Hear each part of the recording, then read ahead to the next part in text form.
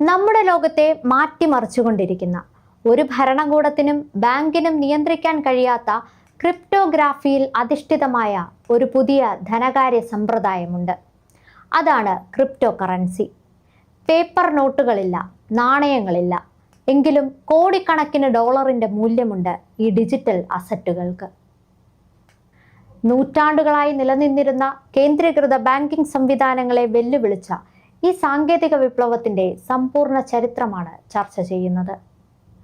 അറിവിന്റെ ആർക്കേസിലേക്ക് മറ്റൊരു കാര്യം കൂടി. എല്ലാവർക്കും ആർക്കേസിന്റെ പുതിയൊരു എപ്പിസോഡിലേക്ക് സ്വാഗതം. ക്രിപ്റ്റോ കറൻസിക്ക് പിന്നിലുള്ള സാങ്കേതിക വിദ്യയായ ക്രിപ്റ്റോഗ്രഫി വളരെ പഴയതാണ്. എന്നാൽ ഇതിനെ പണവുമായി ബന്ധിപ്പിക്കാനുള്ള ശ്രമങ്ങൾ ആരംഭിച്ചത് 20-ാം നൂറ്റാണ്ടിന്റെ അവസാനമാണ്. സൈഫർ പങ്ക് പ്രസ്ഥാനം 1980കളിലും 90കളിലും ഇന്റർനെറ്റിന്റെ വളർച്ച പുതിയ സാമ്പത്തിക ആശയങ്ങൾക്ക് വഴി തുറന്നു. സർക്കാരുകളുടെയും കോർപ്പറേഷനുകളുടെയും നിയന്ത്രണങ്ങളില്ലാത്ത, സ്വകാര്യത ഉറപ്പുവരുത്തുന്ന ഡിജിറ്റൽ കറൻസി വേണമെന്ന് ആവശ്യപ്പെട്ട ഒരു കൂട്ടം സാങ്കേതിക വിദഗ്ധരായിരുന്നു സൈഫർ പങ്ക്സ്. ആദ്യകാല ഡിജിറ്റൽ കറൻസി ശ്രമങ്ങൾ. ബിറ്റ്കോയിന് മുമ്പ് പലരും ഡിജിറ്റൽ പണം പരീക്ഷിച്ചു. E cash. ഡേവിഡ് ചൗം അവതരിപ്പിച്ച ഈ ആശയം കേന്ദ്രീകൃത നിയന്ത്രണം ആവശ്യമായിരുന്നതിനാൽ വിജയിച്ചില്ല. Hash cash. ആദം ബാങ്ക് വികസിപ്പിച്ചത്. കമ്പ്യൂട്ടർ ജോലികൾക്ക് മൂല്യം നൽകുന്ന പ്രൂഫ് ഓഫ് വർക്ക് എന്ന ആശയം ആദ്യമായി അവതരിപ്പിച്ചത് ഇദ്ദേഹമാണ്. B money and bit gold. Wei Dai, Nick Szabo എന്നിവർ വികേന്ദ്രീകൃത ക്രിപ്റ്റോ കറൻസികൾക്ക് വേണ്ടിയുള്ള ആദ്യത്തെ രൂപരേഖകൾ അവതരിപ്പിച്ചു. എന്നാൽ ഈ ശ്രമങ്ങൾക്കെല്ലാം ഡബിൾ സ്പെൻഡിംഗ് എന്ന വെല്ലുവിളിയെ മറികടക്കാൻ കഴിഞ്ഞില്ല. അതായത് ഒരു ഡിജിറ്റൽ നാണയം ഒരേ സമയം 2-ഓ അതിലധികമോ പേർക്ക് അയച്ചു കൊടുക്കാൻ കഴിയില്ലെന്ന് ഉറപ്പുവരുത്താൻ ഒരു കേന്ദ്ര ബാങ്കിന്റെ സഹായം വേണ്ടിവന്നു. 1997 പ്രസിദ്ധീകരിച്ച ദ സോവറിൻ ഇൻഡിവിജ്വൽ എന്ന പുസ്തകത്തിൽ ഭാവിയിൽ കറൻസിക്ക് ഭൗതിക രൂപമില്ലാത്ത ഗണിതശാസ്ത്ര അൽഗോരിതങ്ങൾ അടിസ്ഥാനമാക്കിയുള്ള രൂപമായിരിക്കുമെന്ന് കൃത്യമായി പ്രവചിക്കപ്പെട്ടിരുന്നു. 2008 ആഗോള സാമ്പത്തിക പ്രതിസന്ധി ലോകമെമ്പാടുമുള്ള ബാങ്കിംഗ് സംവിധാനങ്ങളിലുള്ള വിശ്വാസം തകർത്തു. ഈ പ്രതിസന്ധിക്ക് മറുപടിയായി കേന്ദ്രീകൃത നിയന്ത്രണമില്ലാത്ത സുതാര്യമായ ഒരു ധനകാര്യ സംവിധാനം എന്ന ആശയം ശക്തമായി. 2008 ഒക്ടോബർ 31 സന്തോഷി നകമോട്ടോ എന്ന അജ്ഞാത വ്യക്തിയോ കൂട്ടായ്മയോ ഒരു ക്രിപ്റ്റോഗ്രാഫി മെയിലിംഗ് ലിസ്റ്റിൽ ഒരു പ്രബന്ധം പ്രസിദ്ധീകരിച്ചു. Bitcoin a peer to peer electronic cash system. ഈ പ്രബന്ധമാണ് ലോകത്തിന് ബിറ്റ്കോയിൻ എന്ന ആദ്യത്തെ വിജയകരമായ ക്രിപ്റ്റോ കറൻസിയെ പരിചയപ്പെടുത്തിയത്. ഡബിൾ സ്പെൻഡിംഗ് എന്ന പ്രശ്നം പരിഹരിക്കാൻ സന്തോഷി നകമോട്ടോ കൊണ്ടുവന്ന വിപ്ലവകരമായ സാങ്കേതിക വിദ്യയാണ് ബ്ലോക്ക് ചെയിൻ. ഇതൊരു ഡീസെൻട്രലൈസ്ഡ് അഥവാ വികേന്ദ്രീകൃത ലെഡ്ജറാണ്. അതായത് ലോകമെമ്പാടുമുള്ള കമ്പ്യൂട്ടറുകളിൽ ഇടപാടുകളുടെ വിവരങ്ങൾ സൂക്ഷിക്കുന്നു. ക്രിപ്റ്റോഗ്രാഫിക് ഹാഷ് ഉപയോഗിച്ച് ഓരോ ഇടപാടും സുരക്ഷിതമാക്കുന്നു. ഒരിടപാട് നടന്നാൽ അത് മാറ്റാൻ കഴിയില്ല. ഒന്നിലധികം കമ്പ്യൂട്ടറുകളിൽ ഒരുമിച്ച് ഡാറ്റ സൂക്ഷിക്കുന്നതിനാൽ ഒരു കേന്ദ്ര ബാങ്കിന്റെയോ സ്ഥാപനത്തിന്റെയോ ആവശ്യമില്ല. 2009 ജനുവരി 3 സന്തോഷി നകമോട്ടോ ബിറ്റ്കോയിൻ ശൃംഖലയുടെ ആദ്യ ബ്ലോക്ക് ജെനസിസ് ബ്ലോക്ക് മൈൻ ചെയ്തു. മെയ് 22 ലാസ്ലോ ഹാനിയച്ച് എന്ന പ്രോഗ്രാമർ 10,000 ബിറ്റ്കോയിൻ നൽകി 2 പിസകൾ വാങ്ങി.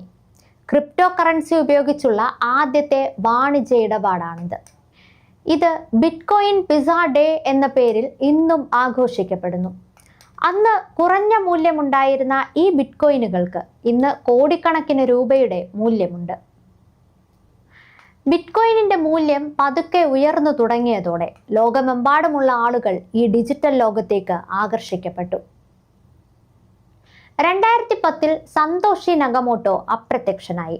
അദ്ദേഹം നെറ്റ്വർക്കിന്റെ നിയന്ത്രണം ഗാവിൻ ആൻഡ്രേസൺ ഉൾപ്പെടെയുള്ള ഡെവലപ്പർമാർക്ക് നൽകി. ബിറ്റ്കോയിൻ വ്യാപാരം ചെയ്യാൻ ആദ്യത്തെ എക്സ്ചേഞ്ചുകൾ നിലവിൽ വന്നു. നിയമവിരുദ്ധമായ ഇടപാടുകൾക്ക് ബിറ്റ്കോയിൻ ഉപയോഗിക്കപ്പെട്ടു.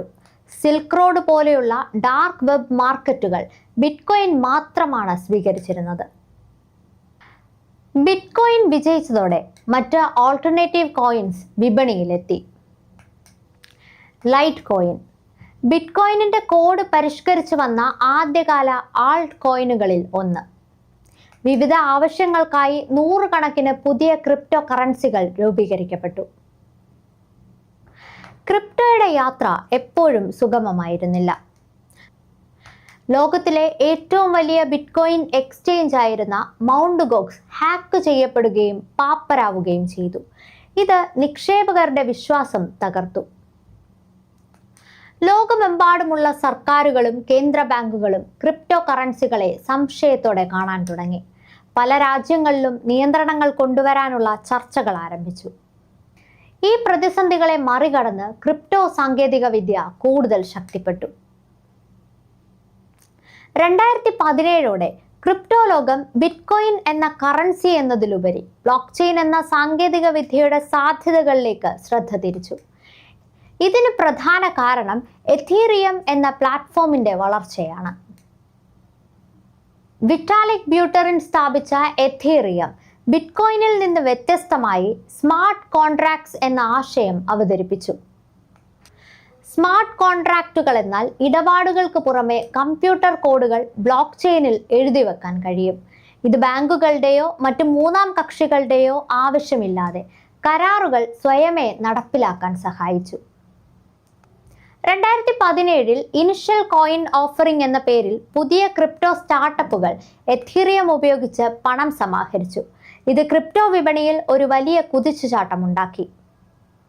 2017 അവസാനം ബിറ്റ്കോയിൻ ഉൾപ്പെടെയുള്ള ക്രിപ്റ്റോകളുടെ മൂല്യം എക്കാലത്തെയും ഉയർന്ന നിലയിലേക്ക് എത്തി. എഥീറിയം പ്ലാറ്റ്ഫോമിന്റെ വരവോടെ decentralised finance, non fungible tokens, വെബ്3 എന്ന ഇന്റർനെറ്റിന്റെ പുതിയ രൂപം എന്നിവയെല്ലാം ജനപ്രിയമായി. ഇത് ബ്ലോക്ക് ചെയിൻ വെറും പണമല്ല, മറിച്ചൊരു വികേന്ദ്രീകൃത ഇന്റർനെറ്റ് പ്ലാറ്റ്ഫോം ആണെന്ന് തെളിയിച്ചു. 2022 ശേഷം ക്രിപ്റ്റോ വിപണി വലിയ ചാഞ്ചാട്ടങ്ങൾക്കും തകർച്ചകൾക്കും സാക്ഷ്യം വഹിച്ചു. ഉയർന്ന പണപ്പെരുപ്പ നിരക്കുകൾ, പലിശ വർധനവ്, എലോൺ മസ്കിന്റെ ട്വീറ്റുകൾ, ചൈനയുടെ നിയന്ത്രണങ്ങൾ തുടങ്ങിയ കാരണങ്ങളാൽ ക്രിപ്റ്റോ വിപണി തകർന്നു. ബിറ്റ്കോയിൻ മൈനിങ്ങിനായി ഉപയോഗിക്കുന്ന ഭീമമായ വൈദ്യുതിയെക്കുറിച്ച് പരിസ്ഥിതി പ്രവർത്തകർ ആശങ്ക ഉന്നയിച്ചു. ലോകമെമ്പാടുമുള്ള സർക്കാരുകൾ ക്രിപ്റ്റോ കറൻസികൾക്ക് കർശനമായ നിയമങ്ങളും നികുതിയും ഏർപ്പെടുത്തി. പല രാജ്യങ്ങളും സ്വന്തമായി സെൻട്രൽ ബാങ്ക് ഡിജിറ്റൽ കറൻസികൾ പുറത്തിറക്കാൻ പദ്ധതിയിടുന്നു. എല്ലാ വെല്ലുവിളികൾക്കിടയിലും ക്രിപ്റ്റോ കറൻസിയും ബ്ലോക്ക് ചെയിനും ഇന്നും നിലനിൽക്കുന്നു. സാങ്കേതിക വിദ്യയുടെ സുതാര്യത, സുരക്ഷ, വികേന്ദ്രീകരണം എന്നീ ഗുണങ്ങൾ ലോകമെമ്പാടുമുള്ള ധനകാര്യ, ആരോഗ്യ, ഗതാഗത മേഖലകളിൽ വിപ്ലവം സൃഷ്ടിക്കാൻ കഴിയും. ബിറ്റ്കോയിനിന്റെ 2.10 കോടി എന്ന പരമാവധി എണ്ണം പരിമിതപ്പെടുത്തിയിരിക്കുന്നത് അതിന് മൂല്യം നൽകുന്നു. ക്രിപ്റ്റോ കറൻസി ഇന്നൊരു നിക്ഷേപ മാർഗം എന്നതിലുപരി വികേന്ദ്രീകൃതമായ ഒരു ഭാവിയിലേക്ക് ലോകത്തെ നയിക്കുന്ന ഒരു സാങ്കേതിക വിദ്യയാണ്. ക്രിപ്റ്റോയുടെ ഈ ചരിത്രം പഠിക്കുന്നത് നമ്മൾ ജീവിക്കുന്ന ഡിജിറ്റൽ യുഗത്തിന്റെ സാമ്പത്തിക അടിത്തറയെക്കുറിച്ച് മനസ്സിലാക്കാൻ സഹായിക്കും. ഞങ്ങളുടെ ഈ വീഡിയോ നിങ്ങൾക്ക് ഇഷ്ടമായെങ്കിൽ ഈ വീഡിയോ ലൈക്ക് ചെയ്യുക, ഷെയർ ചെയ്യുക, ഞങ്ങളുടെ ചാനൽ സബ്സ്ക്രൈബ് ചെയ്യുക.